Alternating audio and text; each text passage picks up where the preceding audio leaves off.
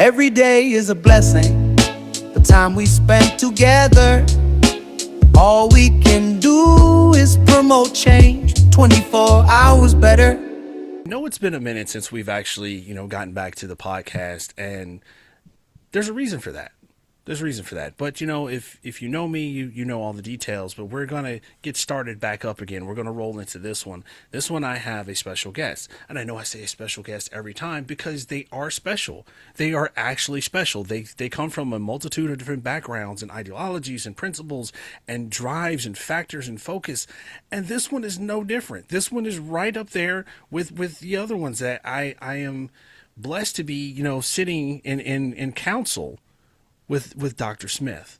Now, one thing about Dr. Smith, because I we have a little bit of a pre-introduction, and I'm going to say Mister sometimes and Sir, but Dr. Smith is a founder of the Chronic Condition Center in Pittsburgh, Pennsylvania, and I looked over the bio, talking a little bit about his drive for healing and solving these problems and looking at them not just at a surface level of prescribing something out, but going deeper and diving into all the different ways to actually prevent these things, heal these things, and push people through to the other side and getting better. And I want to tap into a little bit of that mindset, what actually happened, what actually goes on in his mind, and the rewards that he feels in the day, and the benefits that he helps people out. So Dr. Smith, thank you very much for joining me, taking a little bit of time out of your day that I'm sure you could be out here, pulling the S behind the chest and saving the rest of the world, but you're sitting here talking to me. So I really appreciate that. Thank you very much. Well, thank you very much for having me on your show. It's a pleasure. We don't know that yet. Give me time. No, I really do like hearing. I'm optimistic.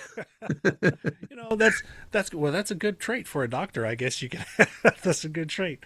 So what is it about this center and the things that you do there? What goes on, and just give me a rundown of what goes on at this center.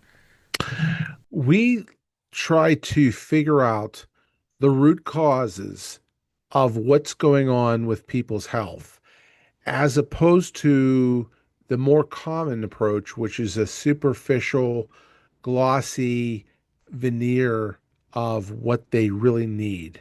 So when you go to see your family doctor, or you go see like a primary care physician, by the time you walk in the door, your treatment plan has been predetermined by you don't even have a chance to even open your mouth. They already have a set plan for you and for your health. And it's usually designed by an actuary that works for the insurance company who's never met you. He's never read your chart. He's never looked at your labs or your x-rays or did an exam or anything.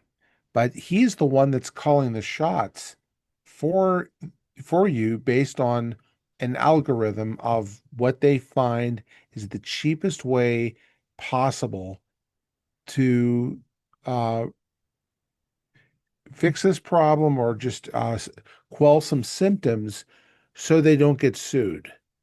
So the insurance companies, one thing that you people need to understand is they don't care about your health. They don't care about you and your problems. All they are is beholden to their shareholders. So they want to do just enough not to get sued, and that's it.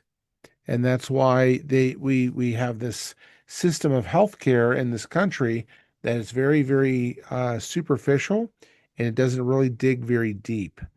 And my practice focuses exactly the opposite. It focuses on what is the hidden root cause that could be driving these problems, whether it's thyroid problems or gut problems or brain or hormonal issues or immune system issues. We got to figure out what the root cause is. It's very interesting that you said that, and to give a little bit of insight, it seems very, like, again, this is weird. This is new information coming from me, or coming to me, that if the insurance company controls that information, They also control the premiums. If they Yes. control the outline, then why is, medical support, so expensive if they're already controlling that flow? That right there kind of baffles my mind, because there's a lot of people in the world today that don't go see you because of that barricade, or that barrier that the insurance is providing or not providing based upon this knowledge. That's a scary idea, to have possibly an ailment grow and fester with, with lack of attention, when they could be addressed, or maybe even corrected. Well, one thing that I've discovered is that nobody develops a problem just because.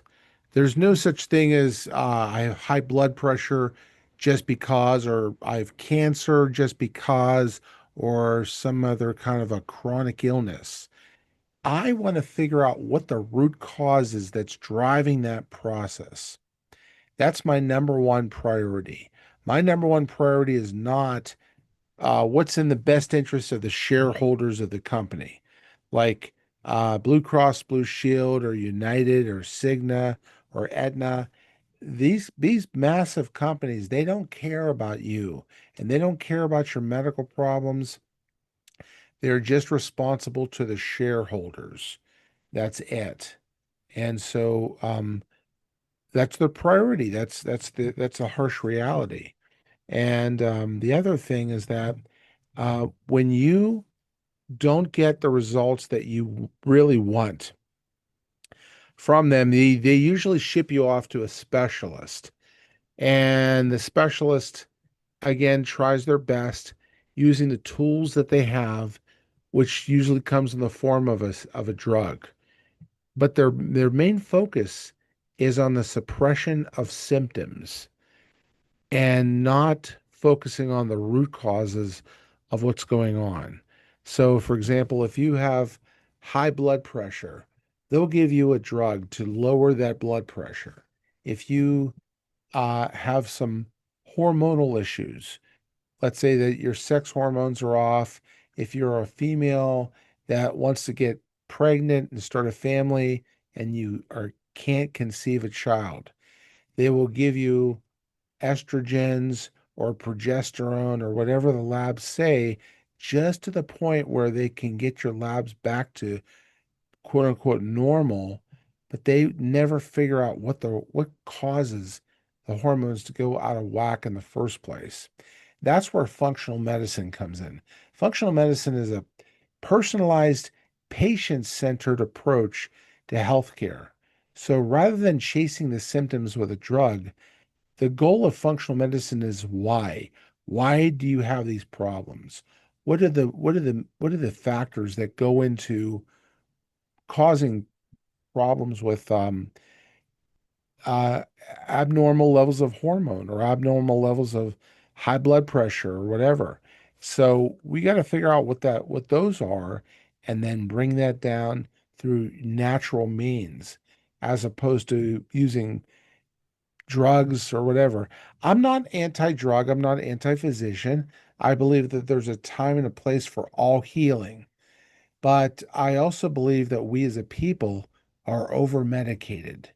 And so we tend to lean on pharmaceuticals to clean up the mess after that, while ignoring our diet, ignoring our level of hydration or our exercise or stress management, making sure that our nervous system and joints and posture are corrected through natural things like chiropractic care, or focusing on I mentioned stress management. Uh, I know that, sleep, making sure that you're getting plenty of sleep.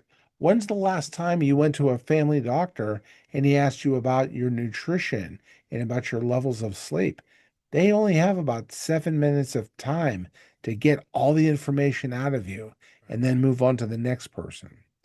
And so there's a lot of problems in our healthcare system today.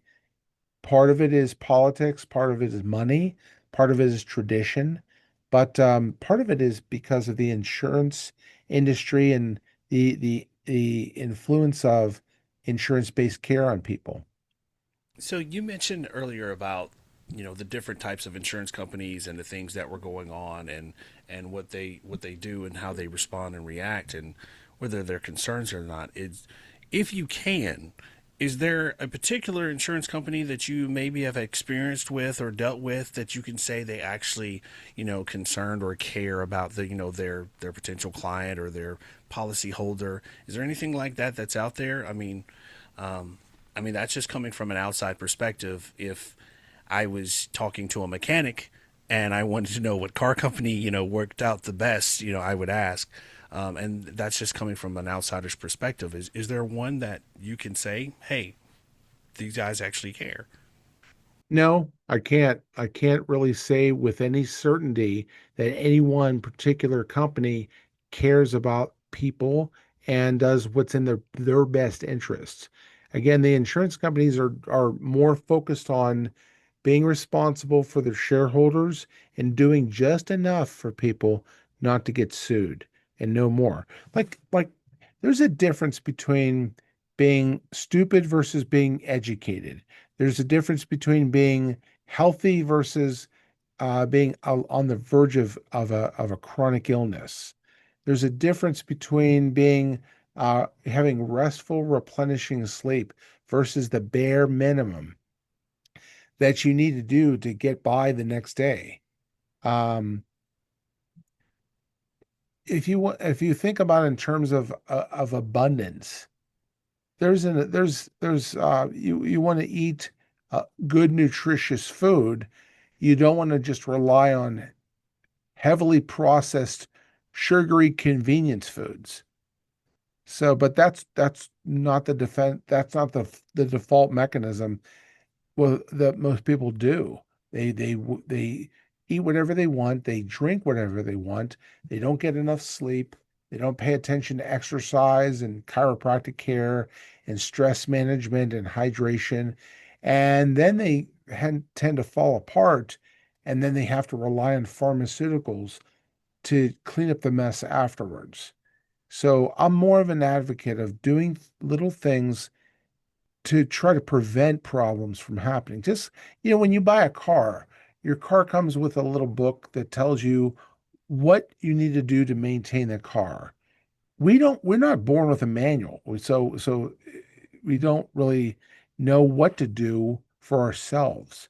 One of the things for a car is to change the oil every 3 to 5,000 miles so that the engine lasts a long period of time. That's a chunk of metal that you're going to throw away in about 3 to 5 years.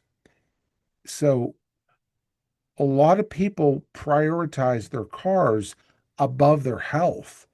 And in my opinion, your health is the number one most important thing in the entire world.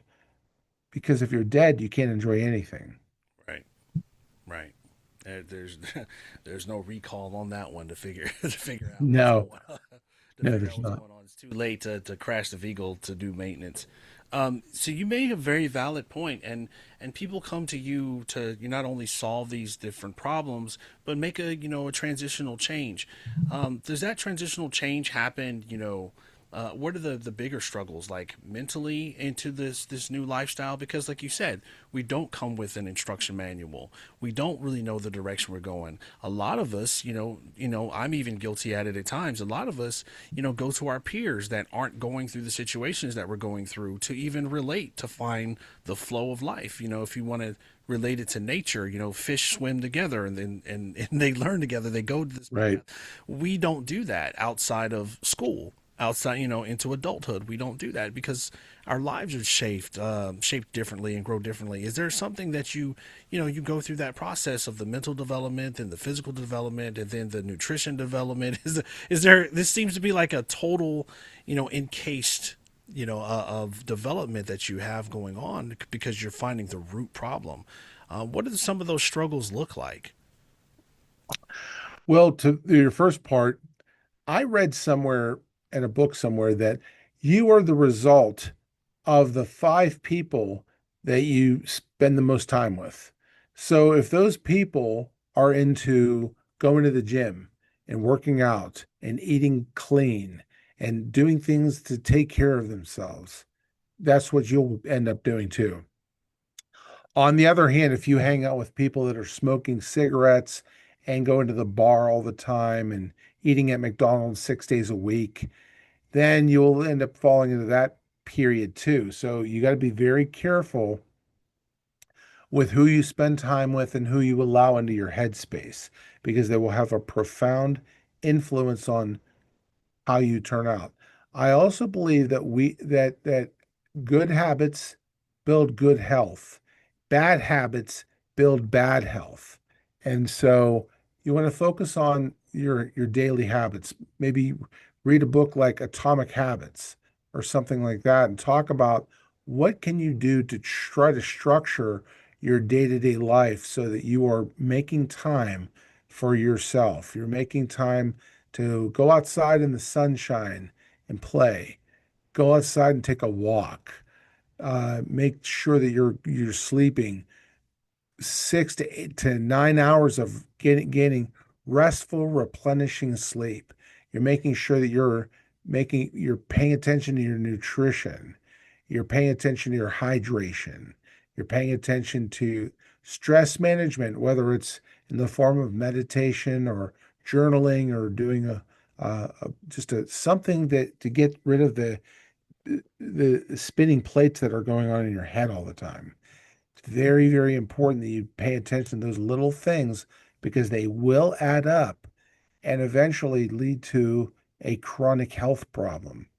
And I'm trying to get the word out as best as I can that it's very, very critically important that you pay attention to those little things so it doesn't end up having costing you a chronic health issue.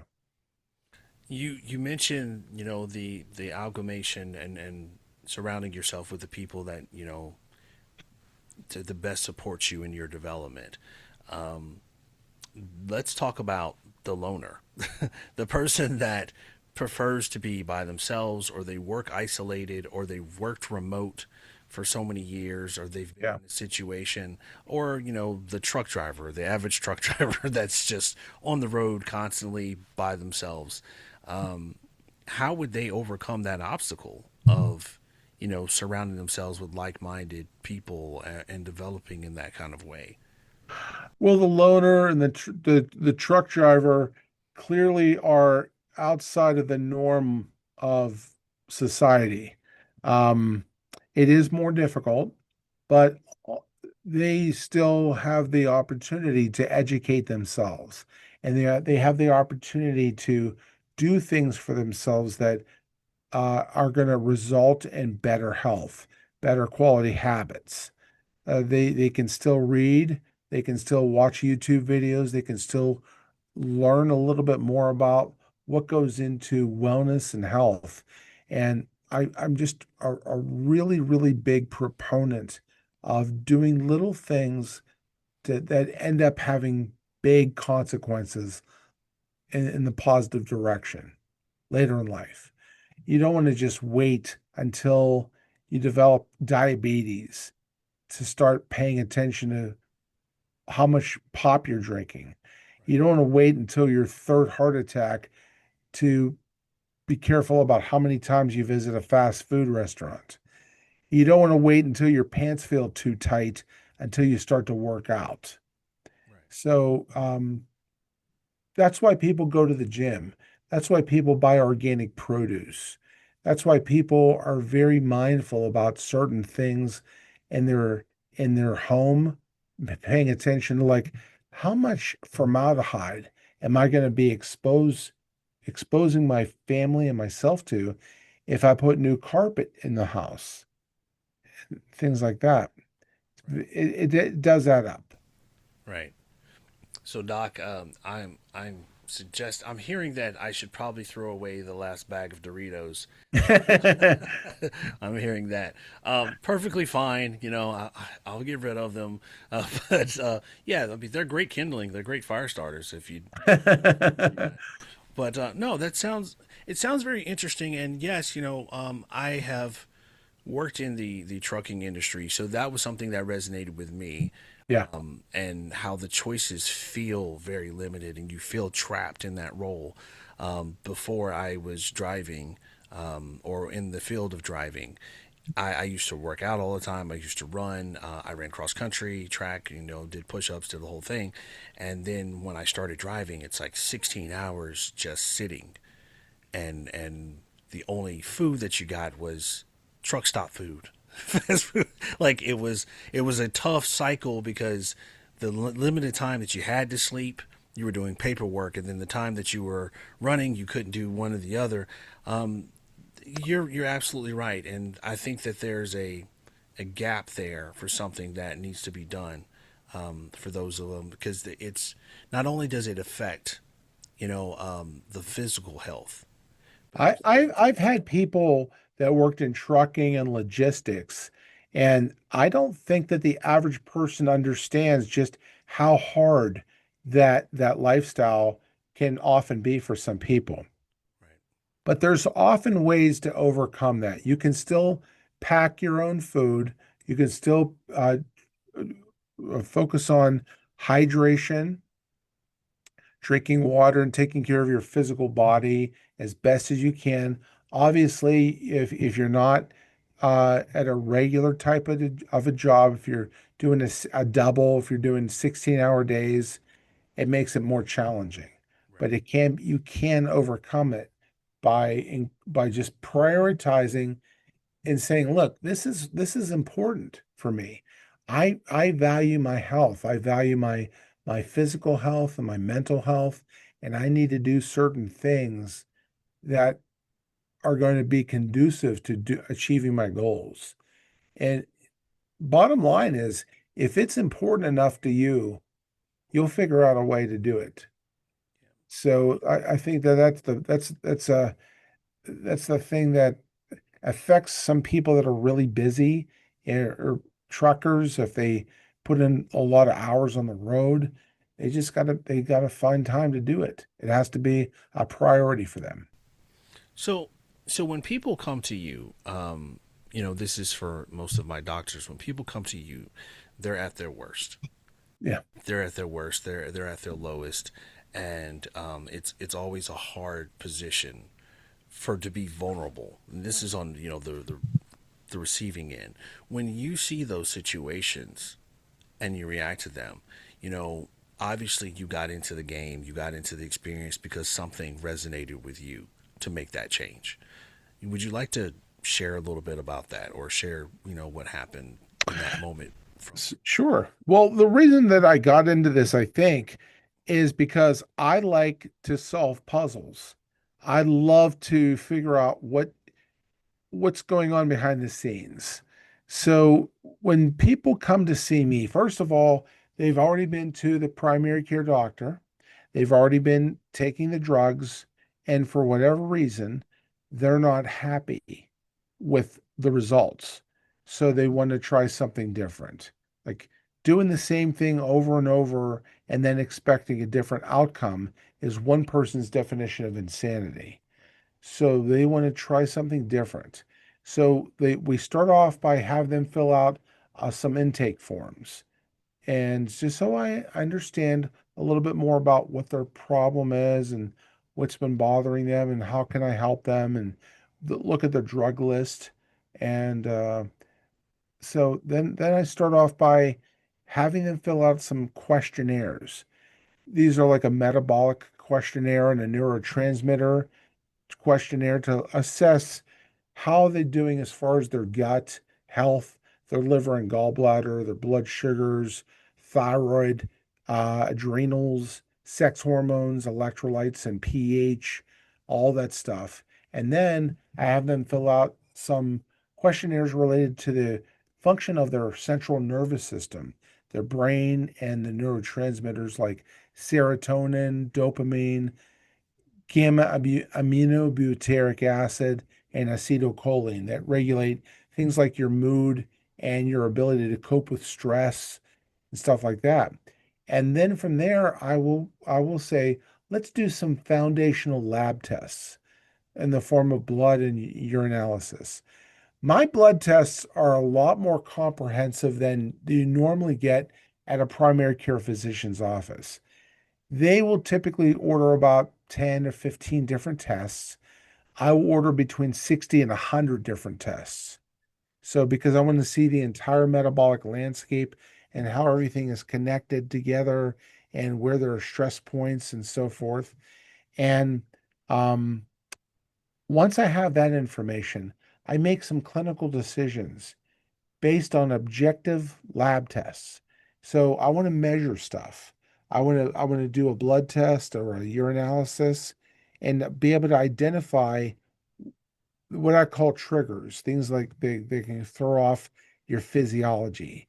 And then from there, that's based on diet, it's based on supplementation, and I incorporate a lot of lifestyle changes as well.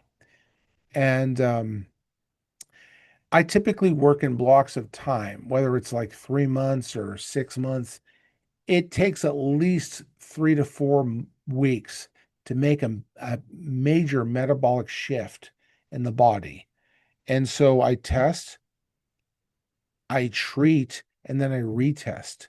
And I think that that's important so that we can make sure that we're moving the needle, that we're making it a clear and objective positive improvement. And then I'll retest that. I'll retest the positive things and see how far we've gotten. And then we'll have a discussion. Where do you want to go from here? Do you want to continue with this or do you want to try something different? And we'll go from we'll go in that direction. So we got to the point to where I asked the question, and it's the only question that I definitely repeat is because we want to know a little bit more about you and your background. What keeps you motivated? I want to do what I can to try to solve problems that no other doctors can solve or too limited. Um, what I do is outside of the insurance, the grip of insurance, but it's still very affordable. It's still very, very affordable for people living on a fixed income to um, people that are lower middle income. They can still afford it. We have all kinds of ways to take care of that. That may be one of the things that it's that people want to ask is how much of this is covered by my insurance? And what how I interpret that is that they're concerned because they fear that this could be quickly spiraling out of control and above their means to take care of this. And for that, I just say it's so very, very affordable. We have a lot of different plans that we can offer with financing, and you can have low monthly payments and get the help that you need without worrying about that. But what to answer your question, what keeps me motivated is just trying to figure out the hidden root causes of what's driving these problems. That is very, very satisfying when I can figure that one out, when I can be the one doc that can solve a problem that's been dogging people for years or decades, where everybody else has given up on them or they've given up on themselves. And I'm just very persistent with my methods. I greatly appreciate that, and that's also showing the drive and ambition, inspiring those in the medical field that want to do the same and push forward and not accept the first initial cause or the initial reaction. So, Dr. Smith, where can anyone find you if they're in that situation? They're losing hope. They don't understand what's going on. Where can they get a hold of you or they find you? Do you have any social media presence, platforms, websites, anything like that, that where they can get in touch with you and possibly pick your brain? Probably the best way to get a hold of me is to visit my website at metabolicsolutions.net. And if you go to metabolicsolutions.net, I have a free metabolic health assessment. It takes about 2 minutes and it's completely free, and you get results sent to you immediately. So just go to metabolicsolutions.net, and on the toolbar, you'll see there's a quiz called a metabolic health assessment. And it takes about 2 minutes, and you'll get your results sent to your inbox immediately. So that would be the best place to start looking. And you know what? If you have a problem that you really need to ask me about something, I have a contact page on that website as well. And you can send your information ask questions, and I'll get back to you. That's awesome. Dr. Smith, thank you very much for your time and your insight, your passion, even for the medical field. And I will probably sending a couple of people your way that are in that kind of position right now, to struggling with the diagnosis that they've received. So, with that being said, I want to thank you for that and your time and your continued passion and presence in the field and the industry and helping people on a daily basis, and least of all, being here today on my show. So thank you very much for that. I look forward to having you back. Well, thank you very much for having me. It was a pleasure. Yes, sir. Doc, be safe. Thank you, guys. Listen, if this message resonated with you, don't let it stop here. Transformation doesn't happen from watching. It happens from action. If you're ready to level up your mindset, your habits, and your life, I've created something for you. Tap the link below and join my free podcast and community where growth isn't just talked about, it's lived. Surround yourself with people who are building, evolving, and pushing forward. And if you haven't already, subscribe, stay connected, and commit to becoming the strongest version of yourself. This is your moment. Let's grow. Every day is a blessing. The time we spend together. All we can do is promote change. 24 hours better.